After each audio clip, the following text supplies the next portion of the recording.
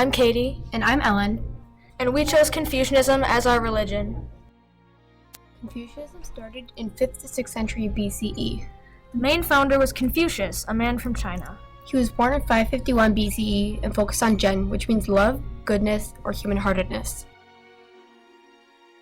Like the Bible and Christianity, the 5 classics and the 4 books are the main texts of Confucianism. The 5 classics, which originated before Confucius' time, were the Book of Changes, the Book of History, the Book of Poetry, the Book of Rites, and the Spring and Autumn Annals. They cover the major events of Confucianism history. The 4 books include the Analects, the Great Learning, the Doctrine of the Mean, and the Book of Mencius.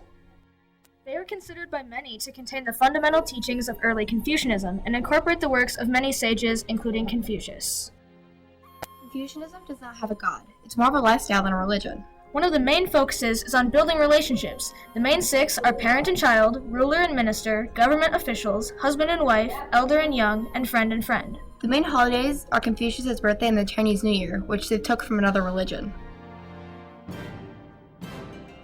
Some similarities between Christianity and Confucianism are their morals, like the Golden Rule. They both follow the teachings of one main person, which in Christianity would be God, and in Confucianism would be Confucius.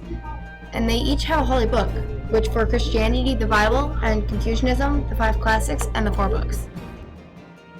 Confucianism is not traditionally reflected to the public as a religion, but more of a belief that personal moral development and harmonious social interaction will create peace. Another main difference is that Christianity has over 2 billion followers, while Confucianism only has around 6 million. Christianity also focuses on learning from mistakes, while Confucianism focuses more on working not to make them. Some of the similarities between Shinto and Confucianism are they don't have defined gods. They each value family and relationships by showing respect to their elders. They each also have a holy book, just like Christianity with the Bible, and that explains their religion. And around 2 million people follow Shinto, while over 6 million people follow Confucianism. Also known as the Book of Changes, is a book that offers insight into future events and answers questions through hexagrams. Hexagrams consist of 6 lines, which may be broken or solid. Broken lines symbolize the universal yin force, while solid ones symbolize the universal yang force. This book is the most popular of the 5 classics. Yin symbolizes female, the dark, passive, absorbing, and represents the broken lines in a hexagram. Yang symbolizes male, heaven, the light, active, penetrating, and represents the solid lines in a hexagram. I believe that we all practice Confucianism in one form or another, whether it be through the Golden Rule or relationships we have in our lives. I'm not big on religion in general, seeing as I don't believe in a higher power, but saying I don't need to follow someone makes me want to know more about that religion. And a little to none on the majority of widely practiced religions today. And by really looking into just one, opened an entire new window of knowledge to me. I found that I practiced a religion growing up that until a week ago, I didn't even know existed. It's weird knowing that when I value relationships and the Golden Rule and to follow yourself, I'm following some of the main points of a completely new religion. In my overall conclusion, I think I might stick with Confucianism, and I think it's a great religion with very self-oriented morals. It may be a fading practice, but to me is still the most powerful on a human's life. I feel more connected to the world I live in and the guidance it brings to the teachings of our elders.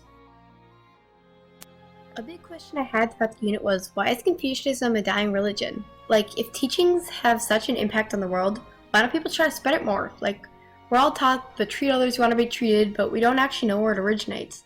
And we say respect your parents, yet that isn't a main point in Christianity.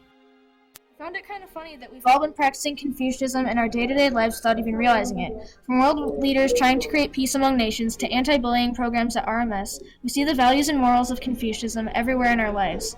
I have more of a logical mindset, so when I learned about Confucianism and its philosophies about life, I thought it was really cool.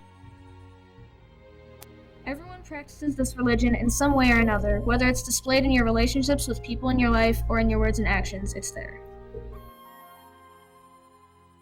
I'm not a big believer in religion, but I do wonder if Confucius' teachings could be applied to the world to help create world peace. And I also wonder if his teachings would be powerful enough to unite us. Created using Powtoon.